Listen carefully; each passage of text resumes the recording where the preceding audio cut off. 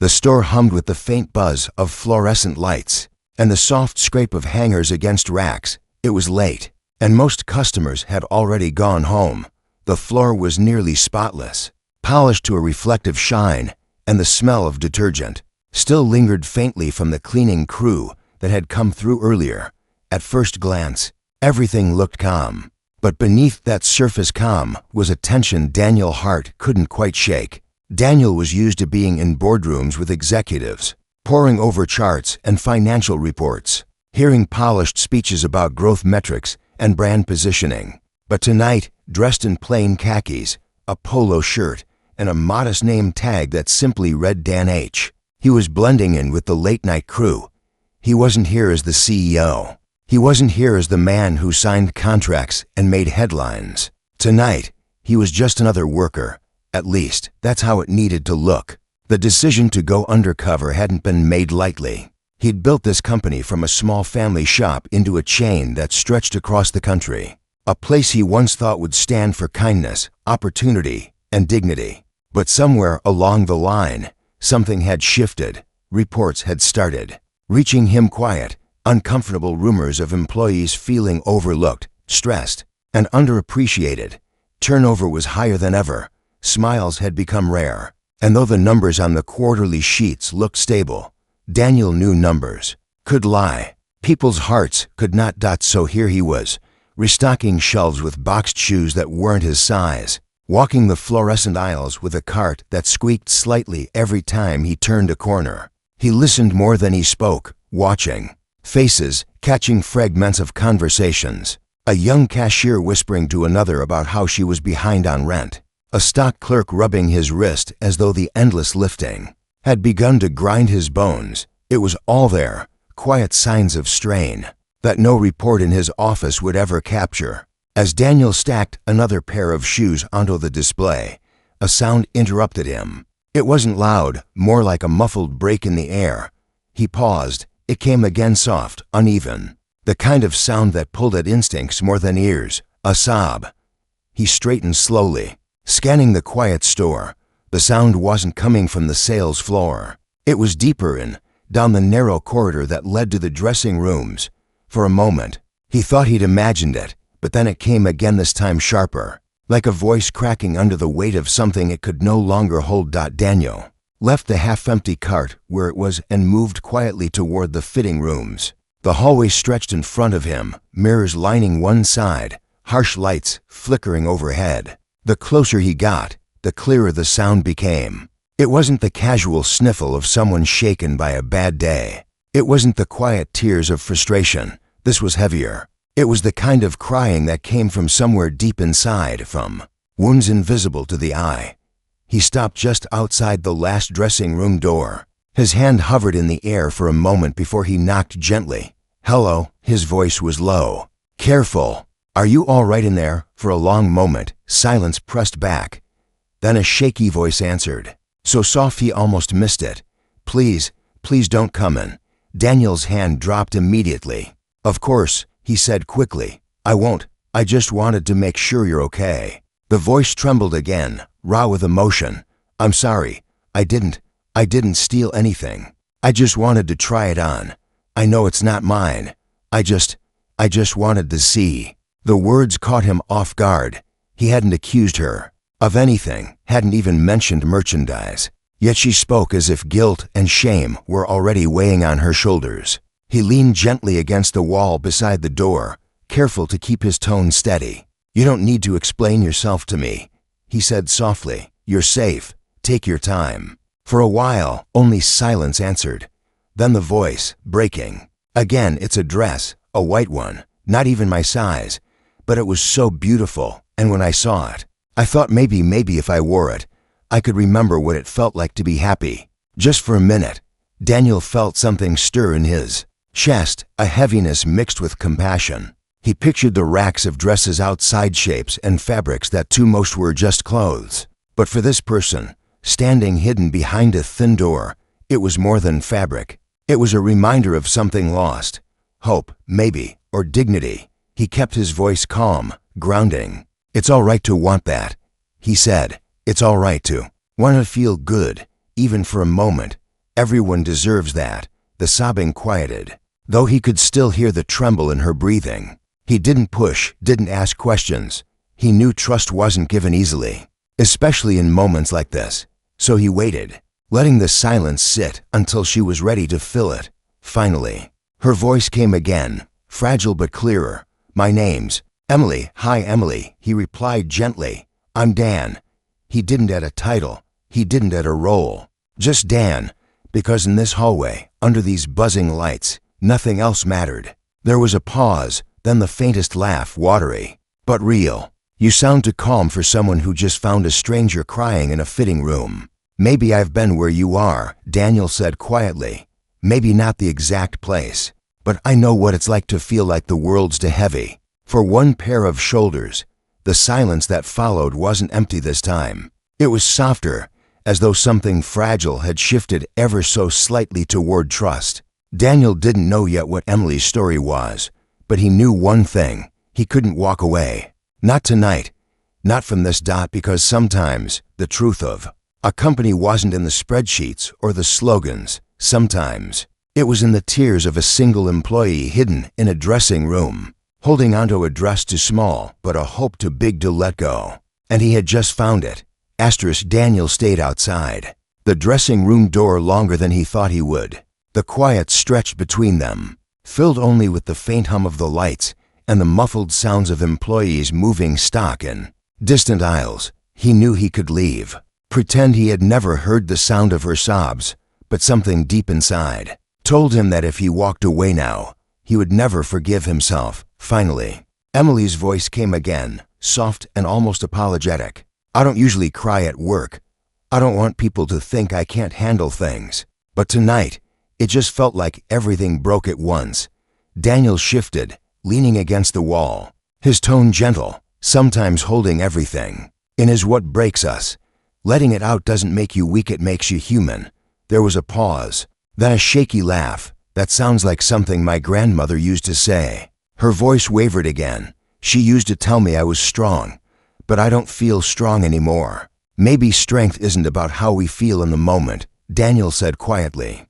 "Maybe it's about showing up, even when it hurts, and you're here, aren't you?" The silence that followed was heavy but different than before. It wasn't filled with sobs, it was filled with thought, with the quiet of someone trying to let words sink in. At last, the door creaked slightly, just an inch, enough for Daniel to see the edge of a pale dress slipping back onto a hanger. He caught only a glimpse of her shoulders slumped, eyes red from tears, hair falling in loose strands, but he didn't stare.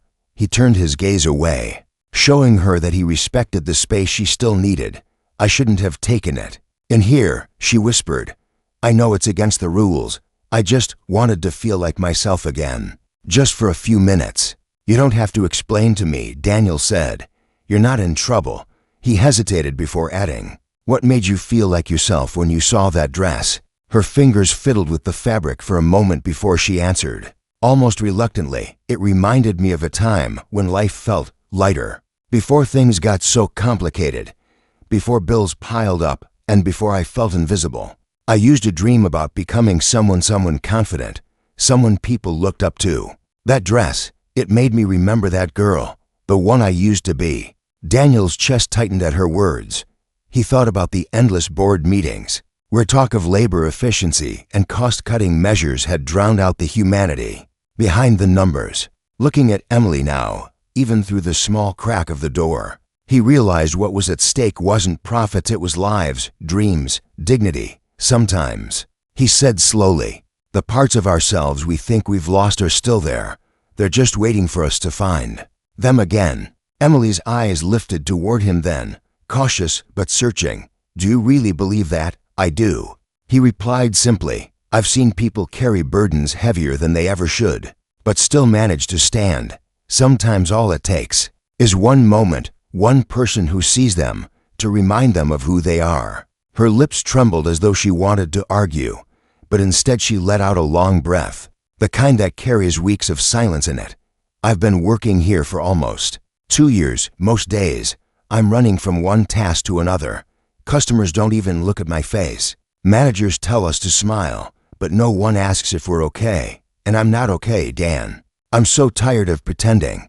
Daniel felt the weight of her words settle into him. He had built this company with the belief that people mattered most. Hearing her now, he realized how far they had strayed from that vision. I'm sorry, he said softly. Emily blinked, caught off guard. Why are you sorry? You didn't do anything. Because someone should have noticed sooner, he said. Someone should have cared enough to ask before it reached this point. You matter, Emily. Even if it feels like no one sees you, I see you. Her tears welled again, but this time they didn't fall out of hopelessness. They shimmered like they carried something gentler, something like relief. She closed the door slowly, but Daniel could still hear her voice through the thin wall. No one's ever said that to me here. Not once. Daniel leaned his head lightly back against the wall, his mind churning. He wanted to tell her everything, that he wasn't just Dan the stock clerk, but the man who had the power to change her working world. But he held back. Not yet. Tonight wasn't about titles. Tonight was about listening. Outside, the faint buzz of the store speakers announced the final closing call. The other employees were gathering their things, but Daniel stayed where he was, grounded in the moment. I don't know why I'm telling you all this, Emily said after a pause. Maybe because I've kept it inside too long, or maybe because you don't sound like the others. You don't just brush it off, you're actually listening. Everyone deserves to be heard, Daniel said. And sometimes the right person crosses our path when we least expect it. Emily gave a small laugh, watery but real. Well, if that's true, then tonight must be one of those moments. Daniel smiled faintly, though she couldn't see it. Maybe it is for a while. Neither of them spoke. The store grew quieter, the sounds of people leaving fading into the distance. In that stillness, Daniel realized this was only the beginning. He didn't know Emily's full story yet, but the weight in her voice told him there was much more beneath the surface. And as he stood there in that empty hallway, he knew one thing with absolute certainty. He wasn't going to leave until he understood. Because sometimes the heart of a company wasn't found in polished reports or glossy ads. It was hidden in the tears of one exhausted worker, waiting for someone to finally notice. And Daniel was ready to notice. The hallway outside the dressing rooms had grown almost completely silent. The faint hum of the lights above seemed louder now that the chatter of co-workers had faded, and the echo of footsteps had disappeared toward the exit doors. Daniel remained leaning against the wall, arms crossed loosely, listening for Emily's voice. He could tell she was still inside, still deciding whether or not to let more of her truth spill into the quiet space between them. He didn't rush her. Sometimes silence was the bridge someone needed before they dared to walk across with their story. Finally, her voice came again, soft, almost hesitant. You ever feel like life keeps throwing things at you, one after another, until you're too tired to even get back up? Daniel's chest tightened. He had felt that, though in a different way. Not with unpaid bills or endless shifts, but with the crushing weight of expectations, investors, and a company that had grown too fast. But this wasn't the time for his story. This was Emily's moment, and he had to let her take it. Yeah, he said simply. I think everyone's felt that, even if they don't admit it. What's been weighing you down? There was a pause before she answered, her voice breaking as though the words themselves hurt to speak. My mom got sick last year, cancer. The treatments are expensive, and even with insurance, it barely covers anything. I work here every evening after my other job just to help keep the lights on at home. And still, we're always behind. Some nights, I skip dinner so she can eat. I don't even mind it anymore. I'm so scared of losing her. Daniel closed his eyes for a moment, fighting the heaviness that pressed into his chest. The numbers he'd seen in board meetings, the discussions about employee wages and scheduling suddenly had a face. A daughter sacrificing every piece of herself just to hold her family together. I'm sorry you're going through that, he said quietly, his voice steady but warm. That's more than anyone should have to carry alone. Emily sniffled. That's the thing, I don't talk about it. My friends stopped checking in when I kept canceling plans.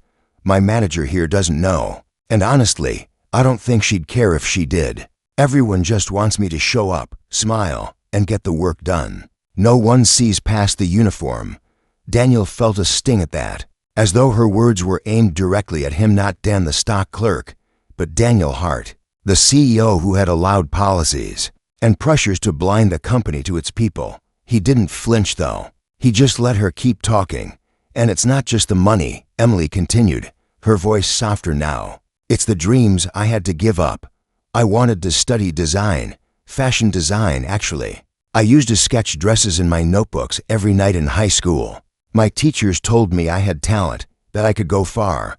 But when Mom got sick and Dad left, well, dreams don't pay hospital bills. I put all of that away. Sometimes I wonder if that girl, the one with all the sketches and hope, is still in me somewhere, or if she's gone for good. Daniel's throat tightened as he remembered what she had said earlier about the white dress, how it reminded her of a version of herself she thought she'd lost. It wasn't about vanity or clothing, it was about identity, about a future that had been stolen by circumstances outside her control. She's not gone, Daniel said firmly, his voice carrying a certainty that even surprised him. That girl you used to be, she's still inside you.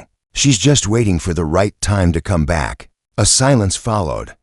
Then, for the first time that night, Emily opened the dressing room door wider. She still kept herself half hidden, her arms wrapped tightly around her. But her eyes met his through the dim light of the hallway. They were red and tired. But behind the pain was something fragile, a spark that hadn't yet burned out. You say that like you know it for sure, she whispered.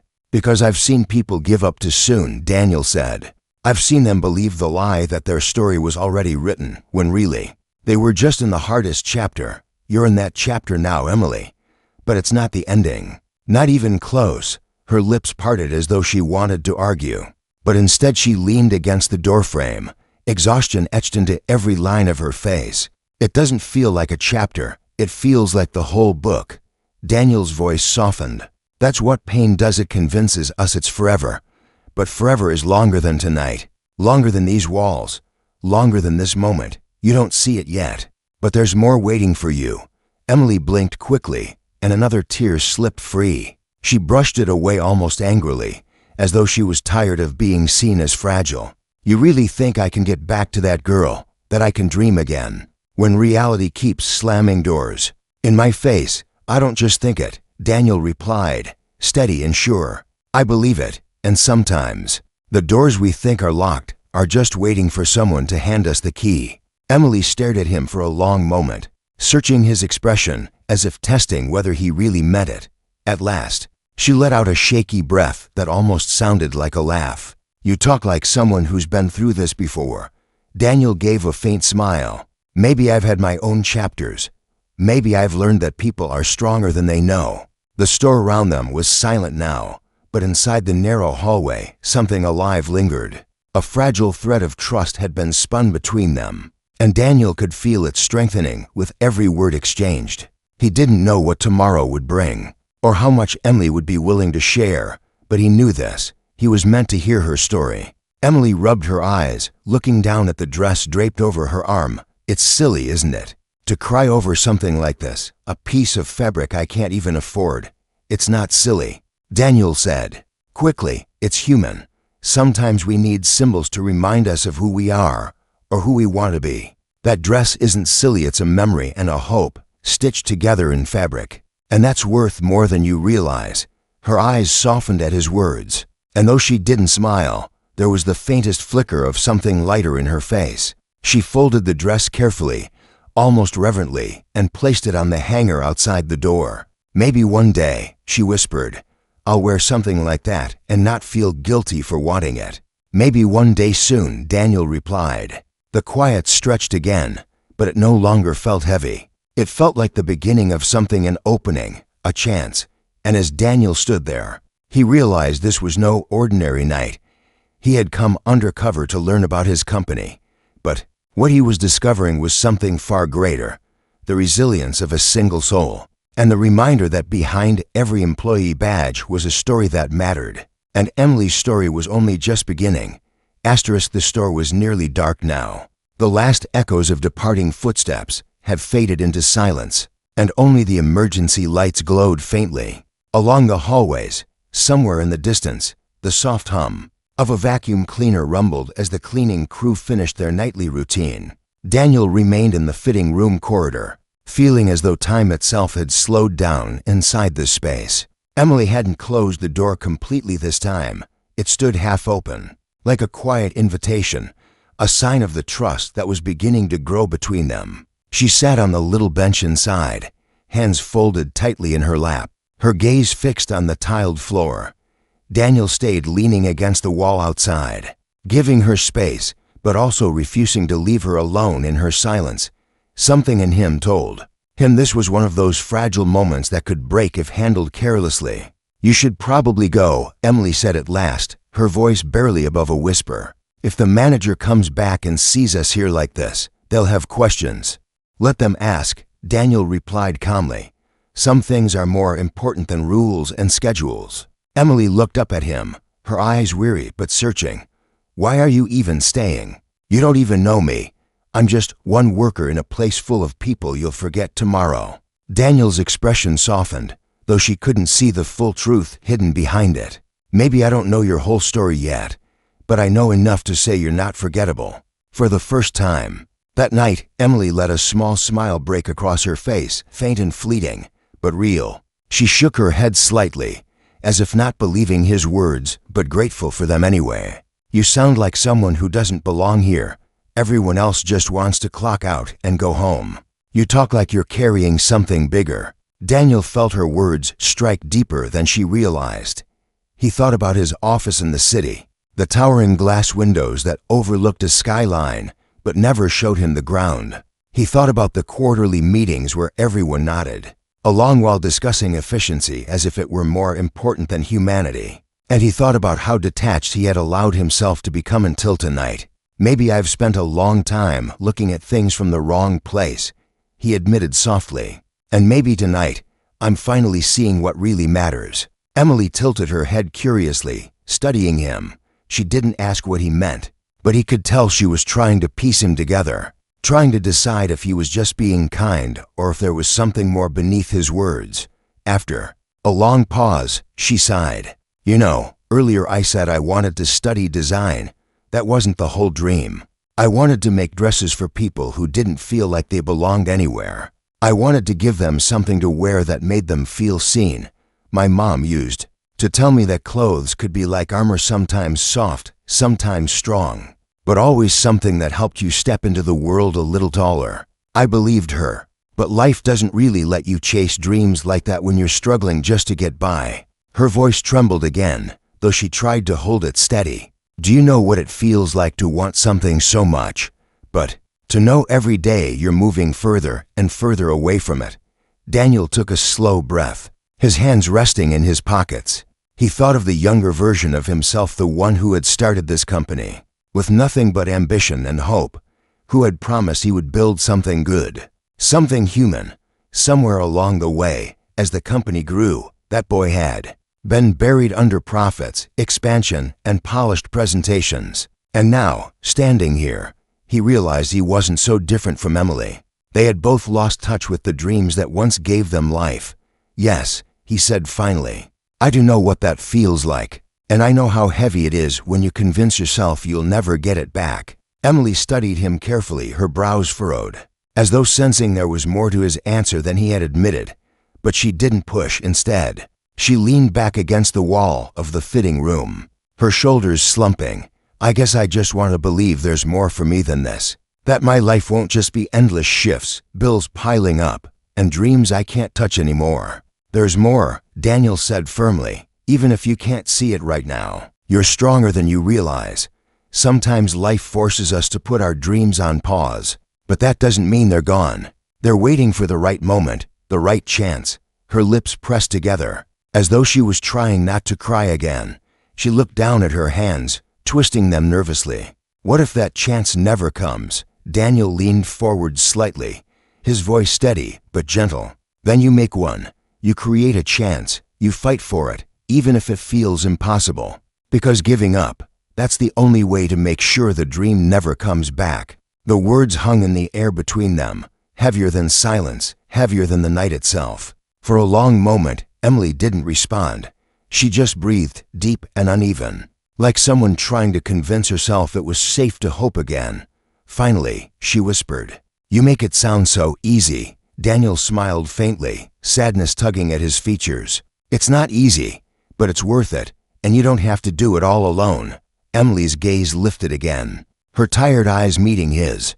Why do you care so much? You're just a co-worker, aren't you? People don't usually stay this long to listen. Daniel hesitated.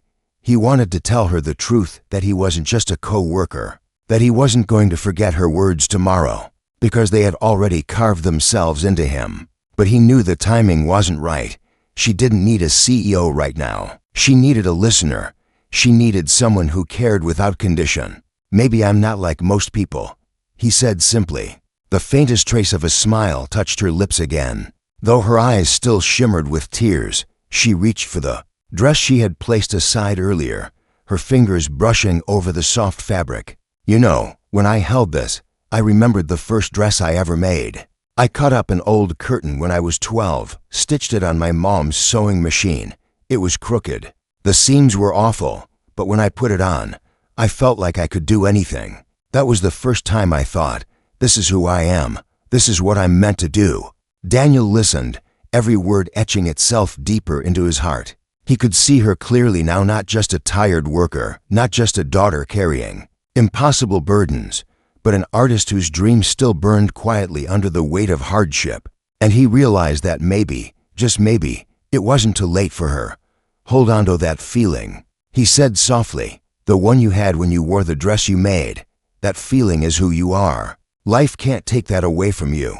Her eyes shimmered again, but this time the tears weren't only from pain. There was something else there, something small but undeniable. Hope. She nodded slowly, her voice barely audible. Maybe I can still find her again. Daniel didn't reply right away. He just let the silence settle, feeling the weight of the moment. He knew this was the start of something much bigger for her, for him, and maybe even for the company he had nearly lost sight of. And as he stood there in the dim hallway, he understood something with complete clarity. Emily's story wasn't just hers anymore. It was becoming his too. The dressing room hallway was still, but inside Daniel's chest a storm was building. Emily's words stayed with him, dreams left behind. The weight of bills, the quiet ache of wanting to feel like herself again. He had expected to hear stories of low morale when he went undercover, maybe complaints about hours or management styles, but he hadn't expected this. He hadn't expected one person's raw truth to crack open something inside him he hadn't let himself feel in years. Emily was still holding the dress lightly, almost reverently, as though it was something fragile that might disappear if she gripped it too hard. She placed it carefully on the hanger again and stepped out of the dressing room at last. Her shoulders were rounded, her steps uncertain, but she stood there in front of him. The courage it must have taken for her to open the door fully was not lost on Daniel. She gave a weak laugh, brushing at her face. I must look like a mess. This is the last impression I wanted anyone to have of me. You look like someone who's still standing after everything life has thrown at her, Daniel said. That doesn't look like a mess to me. That looks like strength. She shook her head, though her lips twitched as if she wanted to believe him. I don't know about that. Most days, I feel like I'm barely holding it together. My mom depends on me. My little brother depends on me. And I just keep moving because I don't know what else to do. Daniel's attention sharpened at that. You have a brother too, Emily nodded. He's 14. Smart kid, but he's starting to realize how hard things are. He offered to get a job last month, but I told him no. I don't want him to give up being a kid just because we're struggling. He should have a chance to focus on school, on being young. I'll do what I have to so he can have that. Her voice cracked on the last words, and Daniel felt his throat tighten. He admired her determination, her quiet sacrifice. This was resilience in its rawest form, and it was humbling. You're carrying so much, he said softly, but you're protecting him, even when it costs you. That's something remarkable, Emily. She let out a shaky breath, hugging her arms around herself. Sometimes I wonder how long I can keep it up. I don't want to let him down, or my mom, but I'm tired, so tired. Daniel wanted to tell her that she didn't have to do it all alone. That help was closer than she realized. But revealing the truth now, his name, his position, his ability to change her circumstances felt too sudden, too heavy for this moment. Right now, what mattered was not who he was, but that he listened, that he showed her she wasn't invisible. Still, his mind was already racing ahead, imagining possibilities. He could set up support quietly, without drawing attention to himself. A scholarship program, a flexible scheduling system for employees with family responsibilities, medical support funds, things that could transform not just Emily's life, but the lives of countless others in her position. For the first time in years, Daniel felt his company's mission alive in him again, and it had taken one tear-stained conversation in a quiet dressing room to bring it back. Emily leaned against the wall, staring at the floor as though trying to gather herself. Do you ever feel like life has two versions of you? The one everyone sees, smiling and working, and the other the one inside, exhausted and scared. I feel like I live in that second version all the time, and I don't know if anyone will ever really see the real me again. Daniel's voice was low but certain. I see you, right now, the real you, and she's worth more than she realizes. Her eyes flicked up to his, startled by the weight of his words. For a moment, neither of them spoke.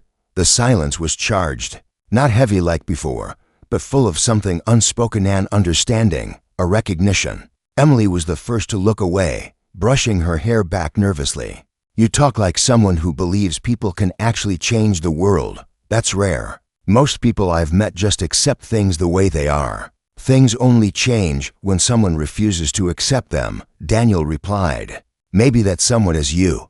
Maybe it's already started. She laughed softly, shaking her head. You make it sound like I'm some kind of hero. But I'm not. I'm just a girl trying to survive. Sometimes surviving is the bravest thing of all, he said. The words hung in the air, and Emily's lips pressed into a thin line, as though she were holding back another flood of emotion. Instead, she straightened and handed the dress back. To him, can you put this back on the rack for me? If I look at it any longer, I might do something stupid, like spend half my paycheck on it. Daniel took the dress carefully, nodding, of course. As he turned to place it back, his mind lingered on the image of her holding it, the way her fingers clung to the fabric as if it carried pieces of her lost self. He knew this wasn't the end of the story. Somehow, he would make sure Emily's dreams weren't buried forever under the weight of her struggles. When he returned, Emily was standing a little straighter, though her eyes still glistened. Thanks for listening tonight, she said quietly. You don't know how much it means to just be heard. I think I do, Daniel said. And for what it's worth, you're not alone, even if it feels like it. Don't forget that. She gave him one last look, her expression caught between gratitude and disbelief. Before heading down the hallway toward the break room to collect her things, Daniel stayed behind, watching her go, his thoughts sharper than ever. This wasn't just about one worker. This was about the soul of his company. If Emily's story existed here, how many other stories like hers were hidden in the aisles, behind name tags, under tired smiles? How many other dreams were gathering dust while employees carried burdens no one noticed? As he stood in the quiet hallway, Daniel made a decision. Tomorrow, he would begin to act not as Dan the undercover worker, but as Daniel Hart, the man who had once promised to build a company that valued people above everything else. He wasn't sure yet how he would reveal himself or when, but he knew this. He would not let Emily's courage go unseen, and he would not let her story end in silence or tonight. He had found the spark. Tomorrow, he would fan it into a flame. The next morning, sunlight spilled across the city skyline as Daniel sat at his desk, staring at the view he had once been so proud of. From this height, the streets below looked like a moving pattern of cars and people, distant, almost abstract. But last night, in the narrow fitting room hallway, there had been nothing abstract about the life in front of him. Emily's face, her tears, her words, they were as real as the ground beneath his feet. He had built this company with the promise that it would change lives for the better. But somewhere along the way, he had lost sight of that promise.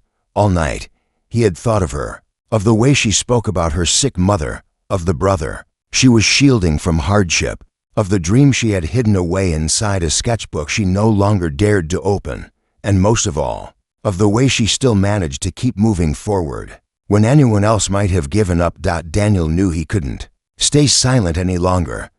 He had gone undercover to understand his company. But now it was about more than understanding. It was about restoring the humanity that had slipped away, beginning with one young woman who had reminded him of what mattered most. When he arrived at the store later that day, no one greeted him as a CEO. To them, he was still just Dan, the quiet worker with a steady voice. Emily was behind the counter, scanning items with a tired smile for a long line of customers. Her eyes lit with surprise when she noticed him, though the expression quickly turned cautious. "You're back," she said softly when he came closer. "Of course," Daniel replied. "I wasn't finished listening." Her lips pressed together, and she shook her head as if trying to hide a small laugh. "You really are strange. You know that." "Maybe," Daniel admitted, "but maybe strange is what's needed sometimes." The rest of the shift went by in fragments of hurried work and brief glances. Daniel didn't push her to talk, not while she was juggling customers and tasks, but he stayed close, quietly observing. He saw how she smiled even when exhaustion shadowed her face, how she helped an older customer find the right size without complaint, how she kept going even when others slacked off. To anyone else, she might have looked like an ordinary employee. To him, she looked extraordinary. When the store finally closed, Emily slumped into a chair in the break room, her hair falling loosely around her shoulders. Daniel stepped in after her, his heart pounding with the weight of the decision he was about to make. "Emily," he began, his voice steady but soft. She looked up, eyes tired but curious. "I haven't been completely honest with you," he continued, her brows furrowed, and she straightened slightly. "What do you mean?" He took a deep breath. "My name isn't just Dan, it's Daniel Hart." The words hung in the air like thunder. For a moment, Emily didn't react, her face frozen in confusion, then dawning realization. "Wait, Daniel Hart, the Daniel Hart," she whispered, her voice sharp with disbelief. "As in the CEO? The owner of this place?" Daniel nodded slowly. "Yes. I came here undercover because I needed to see what was really happening in my stores. Reports and numbers weren't telling me the truth anymore. But last night I heard the truth. From you." Emily stared at him, her mouth slightly open, her hands tightening in her lap. "You're serious?" "I am," Daniel said firmly, "and I want you to know something. What you shared with me, it mattered. You mattered. You reminded me of why I started this company in the first place. Not for profits, not for expansion, for people, for dreams." Her eyes filled with fresh tears, though she tried to blink them back. "I don't understand. Why me? Why tell me this?" "Because you need to know you've been seen," Daniel replied. "You thought your story was invisible, but it isn't. You thought your dreams were gone, but they aren't, and I don't just want to listen anymore. I want to help." Emily's breath hitched as though the weight of his words was too much to carry. "Help how? You don't even know where to start." Daniel leaned forward, his gaze steady on hers. "Then let me start here. I want to make sure your family has what they need. Your mother shouldn't have to fight her illness while worrying about bills. Your brother shouldn't feel guilty for being young. And you," he paused, his voice softening, "you shouldn't have to bury your dream of becoming a designer. Not when you have talent and heart that deserve to be seen." Emily shook her head quickly, overwhelmed. This is too much. You don't even know me. Why would you do this for me?" "Because you reminded me of something I'd forgotten," Daniel said. "That the heart of this company is people like you. And because sometimes, when someone finds themselves at the edge of giving up, all it takes is one person to say, 'I believe in you,' for everything to change." Tears slipped down her cheeks freely now, but she didn't hide them. She looked at him as though searching for any sign that he was lying, that this was some cruel joke. But all she found was sincerity. "You really mean it," she whispered. "I do," Daniel said, "and I don't just mean it for you. I mean it for every employee who's felt unseen, unheard, unvalued. This is the beginning of something bigger, Emily, because your story opened my eyes, and now I want to open doors for you and for others." Her hands trembled in her lap, and finally she let out a small, broken laugh. "I don't even know what to say." "Then don't say anything," Daniel replied gently. "Just remember this, your dreams aren't over. They're still alive, and I'll do what I can to help you reach them." Emily covered her face with her hands, her shoulders shaking. But this time, the tears weren't born of despair. They were tears of relief, of hope, of something she had thought was lost forever. Returning in a rush, Daniel stayed with her until the storm of emotion passed, until she looked up at him again, her eyes shining with something new. Not just exhaustion, not just pain, something brighter, possibility. And as he stood there, watching the transformation in her face, Daniel knew this was only the beginning. The road ahead would not be easy for her, for him, or for the company. But change had to start somewhere. It had started in a quiet dressing room, with the sound of muffled sobs. And now it was unfolding into a story of hope, courage, and dreams reborn.